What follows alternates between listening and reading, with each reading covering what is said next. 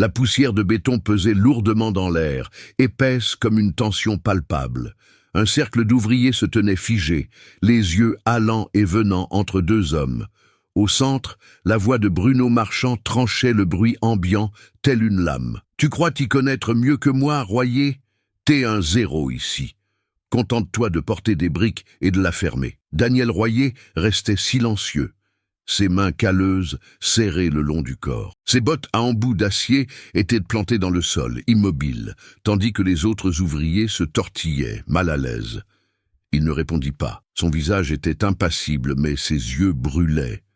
Bruno ricana et se détourna, assez fort pour que tous l'entendent. Voilà pourquoi on n'embauche pas des types venus de la rue. Aucune instruction, aucune cervelle, des rires. Nerveux, dispersé, mais personne n'intervint. Daniel expira lentement. Il ne sia pas, il ne tressaillit pas. Il regarda simplement l'homme qui l'avait humilié s'éloigner comme s'il avait remporté une victoire. Ce qu'ils ignoraient, ce que Bruno ne pouvait imaginer, c'est que Daniel Royer avait autrefois porté son propre casque de chantier, non pas comme manœuvre, mais comme dirigeant. Et ce travail, ce n'était pas le commencement de son histoire, c'était l'heure des comptes. Avant d'aller plus loin, assurez-vous de vous abonner et d'activer la cloche. Des histoires comme celle-ci ne sont pas seulement racontées, elles sont ressenties. Et par ici, chaque choix a un poids. Ne manquez pas la prochaine. Faites partie de quelque chose de réel, de brut et d'inoubliable. Vous êtes exactement là où vous devez être. Daniel Royer n'était pas censé être ici. Pas sur ce chantier de construction poussiéreux, pas à transporter des seaux de ciment sous un soleil de plomb, et certainement pas à se faire hurler dessus par un homme comme Bruno Marchand. 6 mois plus tôt à peine, Daniel vivait dans un monde différent. Un monde de plans, de salles de réunion et de codes du bâtiment. Il était ingénieur, respecté, méthodique, toujours le dernier à quitter le bureau. Ses collègues l'appelaient l'esprit tranquille, celui qui résolvait le chaos avec calme. Mais derrière ce calme, Daniel portait quelque chose de lourd, un chagrin inexprimé et une culpabilité qui le hantait chaque nuit. Il avait tout perdu en un seul instant. Une erreur de calcul, une qu'il n'avait même pas commise, avait coûté des millions à son entreprise et entraîné un retard sur un pont qui avait fait la une des journaux nationaux. La véritable faute était enfouie dans les méandres de la politique d'entreprise, mais Daniel en avait assumé la responsabilité. Il avait choisi le silence plutôt que l'accusation. Et dans ce silence, sa réputation s'était effondrée. Ses économies avaient disparu.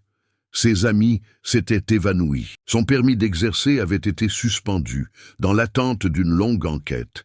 Et c'est ainsi que Daniel Royer, l'ingénieur, cessa d'exister. Il fit un sac, quitta la ville et se présenta sur un chantier à l'autre bout de la région, cherchant du travail. Pas de CV, pas d'histoire, juste des mains prêtes à travailler. Le chef de chantier l'examina, forte carrure, poli, désespéré, et l'embaucha sur le champ. Daniel remercia. Il ne dit pas pourquoi il était réellement là. Chaque nuit, dans une chambre louée aux murs écaillés et éclairée par une unique lampe, il relisait ses vieux manuels. Non pas parce qu'il s'accrochait au passé, mais parce qu'il se préparait à quelque chose. Il observait, écoutait, mémorisait chaque détail du chantier, silencieusement, attentivement. Il ne s'agissait pas de prouver quoi que ce soit à Bruno. Cet homme n'avait pas d'importance. Daniel avait autre chose en tête. Il ne s'agissait pas de vengeance, il s'agissait de rédemption. Avant la chute, Daniel Royer avait une vision très différente de sa vie. L'ingénierie n'était pas seulement une carrière, c'était sa vocation. Dès son plus jeune âge, il était fasciné par la manière dont les choses étaient construites. Tandis que les autres enfants jouaient avec des jouets, Daniel démontait de vieilles radios, fasciné par les systèmes cachés à l'intérieur. Élevé par un père célibataire, Michel Royer, un charpentier à la retraite, Daniel apprit que construire était plus qu'un métier. C'était une forme de dignité. On reconnaît toujours un homme aux soins qu'il met dans ce qu'il construit, disait son père. Daniel prenait ses mots au sérieux. Il cumula 2 emplois à temps partiel pour financer ses études universitaires, obtenant une bourse en génie civil. Il ne fréquenta pas les grandes écoles. Il n'en avait pas besoin. Ce qui lui manquait en relation, il le compensait par sa ténacité et sa concentration.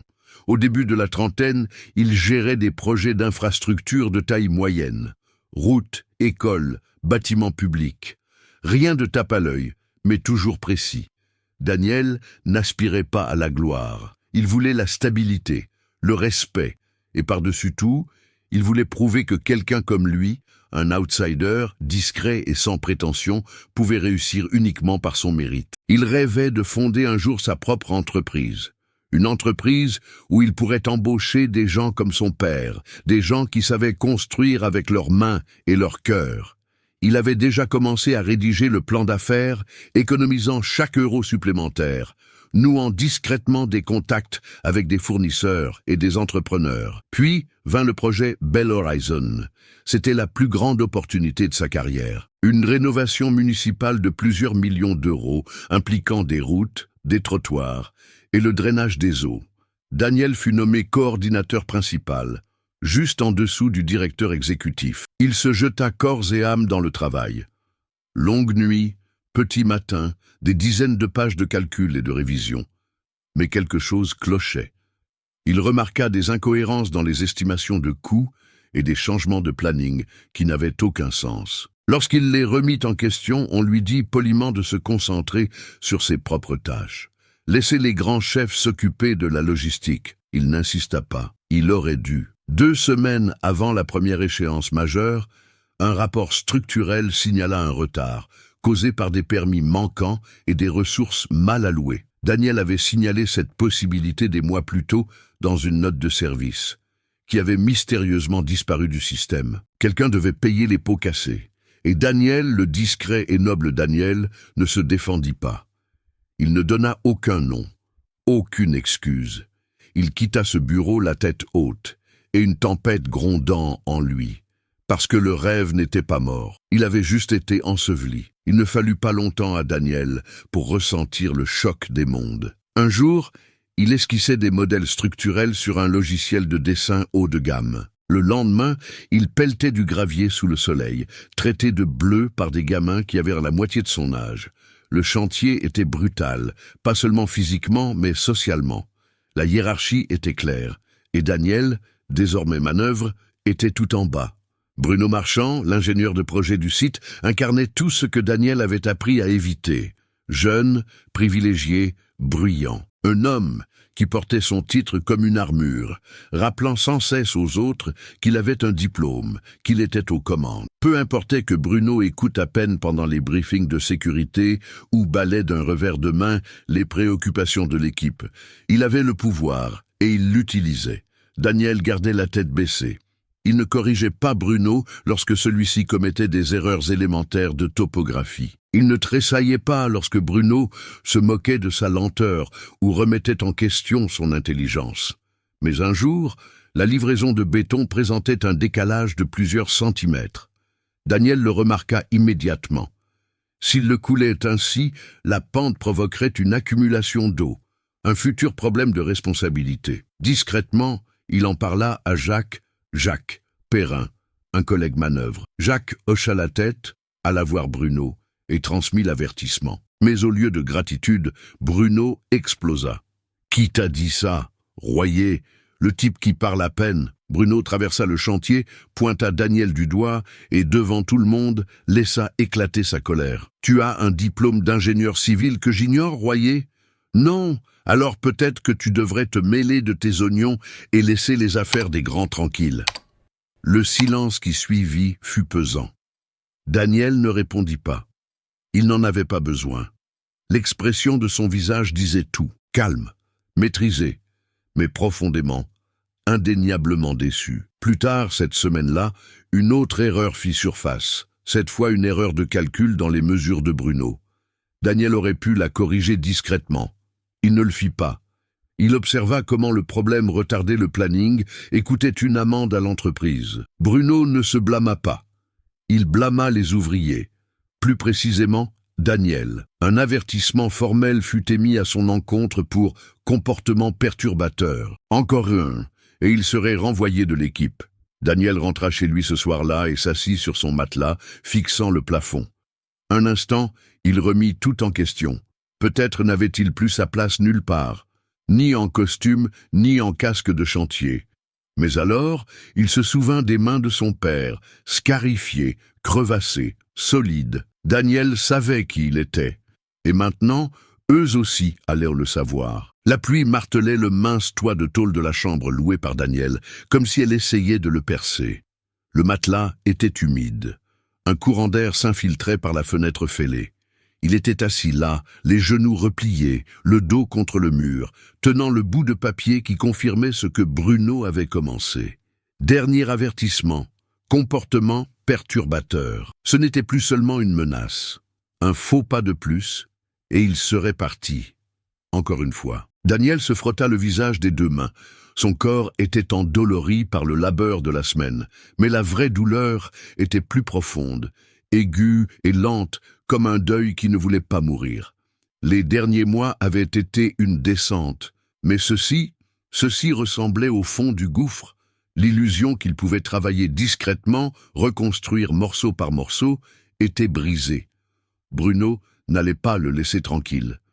Et Daniel l'avait laissé faire. Il avait tant essayé d'être invisible, de se fondre dans la masse, d'éviter la confrontation, mais ce faisant, il avait abandonné des parts de lui-même, sa dignité, sa voix, sa valeur. Cette nuit-là, il n'ouvrit pas ses livres. Il ne dessina pas, il resta simplement assis, immobile, écoutant l'orage. Le lendemain matin, Bruno aboyait déjà des ordres, avant même que le soleil ne soit complètement levé. L'équipe était en retard, et le ton était celui d'une panique déguisée en autorité. Daniel se déplaçait avec une précision robotique, non par obéissance, mais par engourdissement. Pendant la pause, Jack s'approcha de lui discrètement. « Il t'en veut, mec. Je l'ai entendu parler au chef de chantier. Il te monte un coup. » Daniel détourna le regard. Il n'avait pas besoin de l'entendre. Il le savait déjà. Plus tard dans la journée, Bruno l'interpella à nouveau. Cette fois pour avoir prétendument mal rangé des outils, chose que Daniel n'avait même pas touchée. Devant tout le monde, Bruno s'approcha de lui à quelques centimètres de son visage. « Tu n'as rien à faire ici, Royer. Tu crois que je ne le vois pas? Tu fais le malin, tu fais le discret, mais je connais ton genre. Des ratés. Tu as probablement merdé ailleurs et tu as atterri ici. La merde finit toujours par remonter à la surface. » Les mots frappèrent plus fort que n'importe quel coup de poing. Daniel ne parla pas, mais quelque chose se brisa en lui. Pas de rage, mais de quelque chose de plus froid, le désespoir. Cette nuit-là, il marcha pendant des heures, passant devant des magasins fermés, sous des lampadaires cassés, dans des rues qu'il ne connaissait pas. Il passa devant une gare routière et faillit y entrer, presque. Il pensa appeler son père, mais Michel n'était plus là, depuis 3 ans. Cancer. Daniel l'avait enterré discrètement, juste avant le désastre de Bel Horizon. Il n'avait plus personne à appeler. Il rentra chez lui pour trouver une fuite au-dessus de son lit. Il déplaça le matelas, s'assit par terre, trempé, vaincu. Et puis, quelque chose d'inattendu se produisit. Il pleura, pour la première fois depuis des années. Pas à cause de Bruno, pas à cause du travail, mais parce que quelque part en chemin, il avait cessé de croire qu'il avait le droit de se défendre. Si cette histoire éveille quelque chose en vous, faites une pause, aimez la vidéo si elle vous parle, et dites-nous dans les commentaires, vous êtes-vous déjà senti invisible, mais avez continué malgré tout? Votre voix compte ici, car parfois, le simple fait de partager votre vérité peut être le premier pas vers la guérison. Le lendemain matin, Daniel ne se précipita pas sur le chantier. Il marcha plus lentement, les yeux plus lourds, le cœur plus calme. Quelque chose avait changé pendant la nuit, pas dans le monde, mais en lui. Il n'était pas en colère, il ne complotait pas de vengeance. Il se souvenait. Lorsqu'il était rentré dans sa chambre, après cette longue marche erratique sous la pluie, quelque chose l'avait attiré au fond de son vieux sac de sport. Il ne l'avait pas ouvert depuis des semaines. À l'intérieur, enveloppé dans une chemise en flanelle usée, se trouvait un carnet relié en cuir, celui de son père, celui que Michel utilisait pour esquisser des dessins de meubles et noter de petites pensées en marge. Daniel le feuilleta, page après page de lignes, d'angles, d'assemblages de bois et de citations. Son père avait l'habitude de griffonner des dictons, certains sages, d'autres idiots. L'un d'eux ressortit. Un homme peut perdre ses outils, son travail, même son nom, mais pas sa valeur.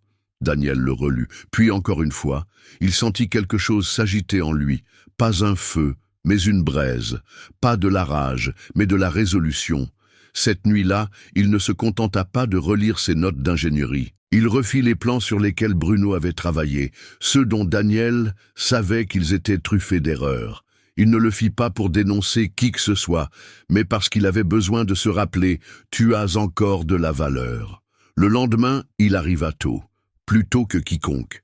Il commença à aider les nouveaux à organiser la remise à outils, silencieusement, méthodiquement. Quand quelqu'un peinait avec des mesures, il offrait des conseils, pas des ordres, juste des observations. Au début, personne ne le remarqua. Puis Jacques, puis un autre ouvrier. Et lorsque Daniel corrigea poliment une poutre mal alignée avant qu'elle ne soit boulonnée, une qui aurait pu entraîner un problème de sécurité, le chef de chantier haussa un sourcil. « Vous avez déjà fait ça ?»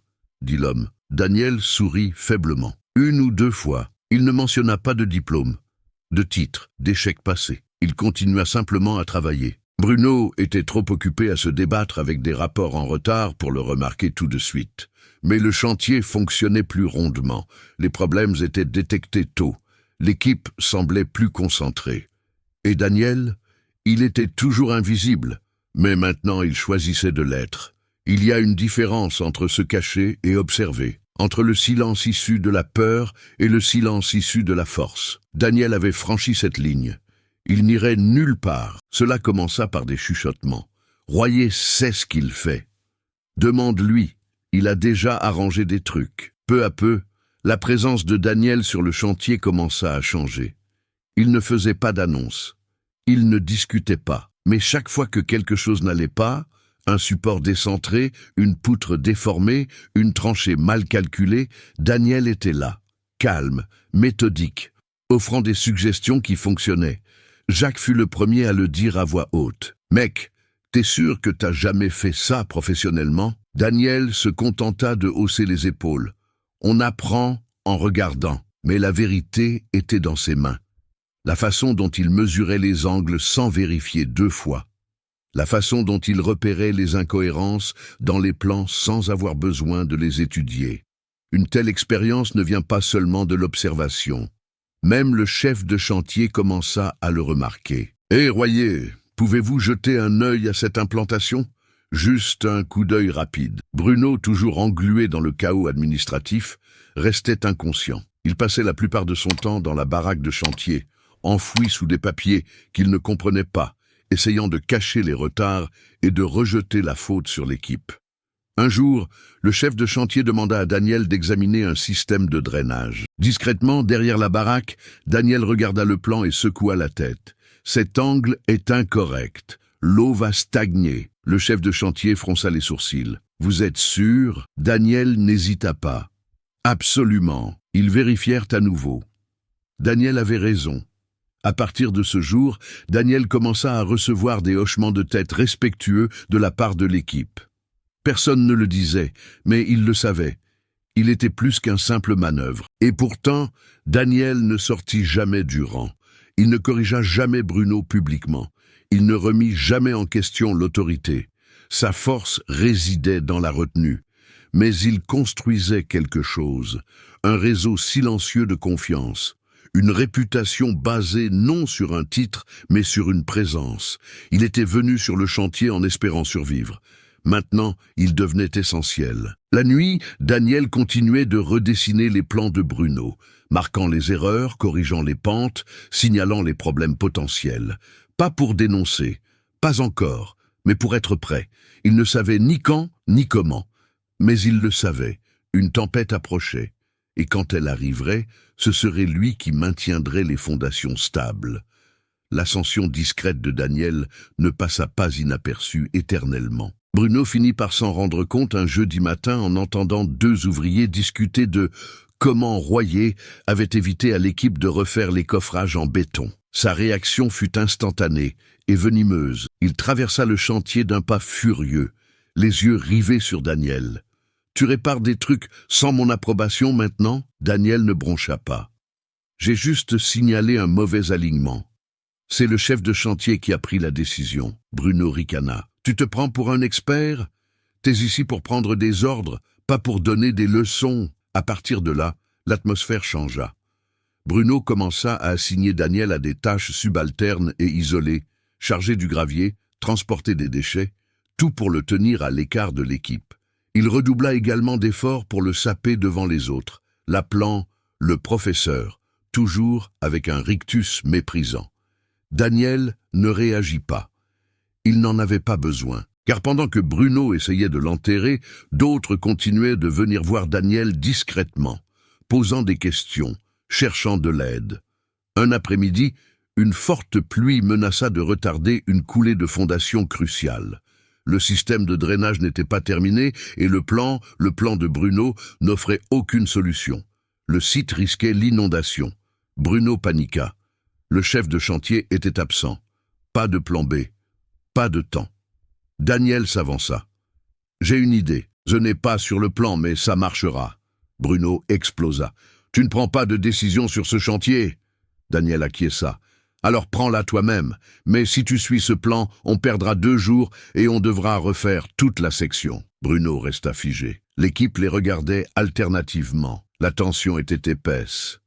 L'un des ouvriers les plus anciens, Richard Rick, s'avança. « Je fais confiance à Royer. Quelle est votre décision, chef ?» La mâchoire de Bruno se serra. Puis, silence. Il partit en trombe vers la baraque, claquant la porte. Daniel agit. Calmement, efficacement, il guida l'équipe pour creuser une tranchée de drainage temporaire. Ils dévièrent l'eau, couvrirent les matériaux et sécurisèrent le site. La pluie tomba à verse. Rien ne fut inondé. Le lendemain matin, le chef de chantier revint. Impressionné. « J'ai entendu dire que vous nous aviez sauvé la mise, Royer. » Daniel se contenta d'acquiescer.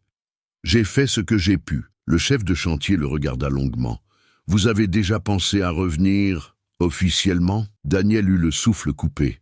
Il ne répondit pas tout de suite, parce qu'il ne savait pas s'il était prêt. Mais quelque chose avait encore changé, pas seulement sur le chantier. En lui, il ne se cachait plus, il ne survivait plus. Il dirigeait. L'appel arriva juste après le déjeuner. Une inspectrice de la sécurité de la ville effectuait un audit surprise sur le site, vérifiant les permis, les mesures, l'avancement et la conformité. La nouvelle se répandit rapidement, et l'équipe s'agita. Bruno sortit en trombe de la baraque, pâle, énervé, son porte-bloc tremblant dans sa main. Daniel resta calme. Il avait déjà vu ça. Bruno tenta d'organiser les plans, mais la paperasse était un désordre. Les mesures ne correspondaient pas au site. Plusieurs documents de permis étaient incomplets ou manquants. Il se mit à aboyer des ordres, exigeant des changements de dernière minute qui ne firent qu'empirer les choses. Puis, l'inspectrice arriva. Elle parcourut le site avec un œil professionnel, prenant des photos, notant des observations, posant des questions directes auxquelles Bruno ne pouvait répondre pleinement. Au mur de soutènement, elle s'arrêta. « Cette pente n'est pas conforme aux spécifications du permis, » dit-elle en fronçant les sourcils. Bruno balbutia. « C'est dans les tolérances. »« Non, » dit Daniel en s'avançant, « ça ne l'est pas. Mais il y a un plan de correction. Je l'ai dessiné. Avec votre permission, madame. » Tout le monde se figea. Les yeux de Bruno s'écarquillèrent. « Vous ne parlez pas au nom de cette entreprise. » L'inspectrice haussa un sourcil. « Mais il vient de le faire. Laissez-moi voir le plan de correction. » Daniel sortit un schéma plié de sa ceinture à outils. Net, clair, précis. L'inspectrice l'examina en silence, puis acquiesça. « C'est du solide travail. Où avez-vous appris à dessiner comme ça ?» Daniel la regarda dans les yeux. « J'étais ingénieur avant. » Bruno rit amèrement. « Était, mais l'inspectrice ne rit pas. » Elle se tourna vers Bruno. « Ce plan de correction résout 3 des 5 problèmes que j'allais relever. Pourquoi n'a-t-il pas été mis en œuvre ?» Bruno se figea. Le chef de chantier intervint alors. « Parce que ce n'est pas Bruno qui l'a écrit, c'est Royer. » L'inspectrice plissa les yeux. « Donc, Royer a corrigé vos défaillances d'ingénierie ?» Bruno resta silencieux. L'inspectrice termina son examen, donna un avertissement écrit, mais grâce au plan de Daniel, le site évita des amendes et une fermeture potentielle. En partant, elle dit discrètement au chef de chantier « Si j'étais vous, je remettrais ce type à un poste qui correspond à son talent. » Plus tard, dans la baraque, le chef de chantier s'assit avec Daniel. « Avez-vous déjà pensé à revenir à plein temps? Pas comme manœuvre, consultant, peut-être plus. » Daniel regarda l'offre. Il pensa à Michel, à Bel Horizon, à l'homme qu'il avait été. « Je ne suis pas prêt pour le titre, dit-il, mais je suis prêt à reconstruire. » Bruno fut muté 2 semaines plus tard sur un plus petit chantier, sans cérémonie. Personne n'applaudit, personne ne le regretta. Daniel ne jubila pas. Au lieu de cela, il se présenta tôt le lendemain matin, comme toujours, café à la main, bottes bien lacées. L'équipe le salua différemment maintenant, avec des hochements de tête, avec respect, avec une reconnaissance silencieuse, pas parce qu'il avait gagné, mais parce qu'il avait enduré, parce qu'il leur avait montré à quoi ressemblait le vrai leadership, pas dans les cris, pas dans les reproches, mais en se tenant droit quand tout essaie de vous briser. Ce que Daniel Royer prouva n'était pas écrit dans des manuels, ni affiché sur les murs des bureaux. Ce n'était pas quelque chose que l'on pouvait mesurer en plan ou en délai. Il montra que discret ne signifie pas faible, que l'humilité n'est pas la même chose que la soumission, que parfois la personne la plus forte d'une équipe n'est pas celle qui donne les ordres, mais celle qui reste debout quand personne ne croit en elle. L'histoire de Daniel n'a jamais été une question de vengeance. Il n'a jamais essayé de détruire Bruno, n'a jamais élevé la voix, n'a jamais exposé les autres pour s'élever lui-même. Il a simplement choisi d'être meilleur chaque jour, petit à petit, pas à pas. Et grâce à cette résolution constante, il rappela à tous ceux qui l'entouraient quelque chose qu'ils avaient oublié. Le caractère ne se prouve pas par la position. Il se révèle sous la pression. Il prit l'humiliation et la transforma en discipline. Il prit l'exil et le transforma en opportunité. La plupart des gens, confrontés à l'injustice, explosent ou disparaissent. Daniel ne fit ni l'un ni l'autre. Il endura, et ce faisant, il alluma un feu silencieux chez tous ceux qui regardaient. Un rappel qu'on n'a pas besoin d'un titre pour avoir de la valeur. On a juste besoin de courage pour se souvenir de qui on est, quand le monde essaie de vous le faire oublier.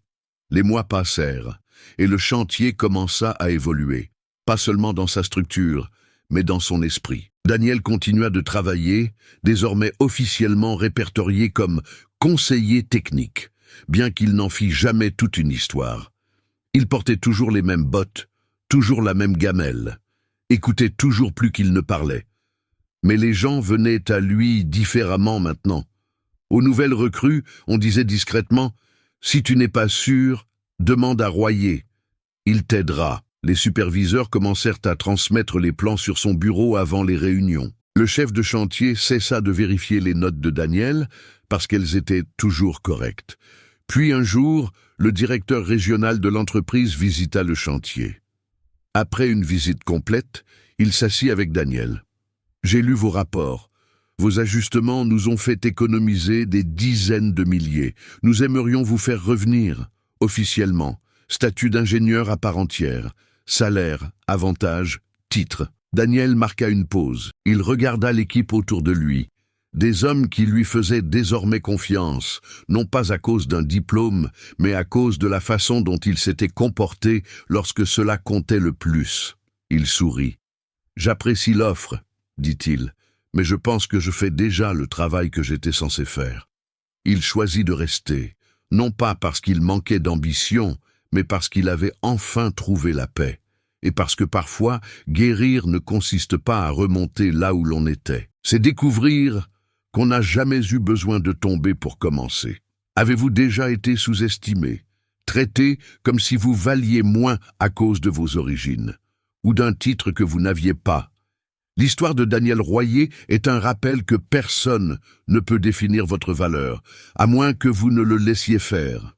Parfois, la plus grande force ne consiste pas à riposter avec force, mais à rester immobile, avec détermination. À choisir la dignité lorsque le monde s'attend à ce que vous craquiez. Combien de personnes autour de vous cachent peut-être de silencieuses histoires de grandeur? Combien de manœuvres sont en réalité des leaders, attendant que quelqu'un les voie? Si cette histoire vous a touché, si elle vous a rappelé quelqu'un que vous connaissez, ou même vous-même, ne la gardez pas pour vous. Laissez un commentaire. Partagez vos réflexions. Racontez-nous votre histoire. Et si ce n'est pas encore fait, abonnez-vous à cette chaîne pour d'autres parcours puissants comme celui-ci. Des histoires vraies qui révèlent le poids derrière chaque choix que nous faisons. Car ici, nous ne racontons pas seulement des histoires. Nous découvrons la vérité qui vit sous elles.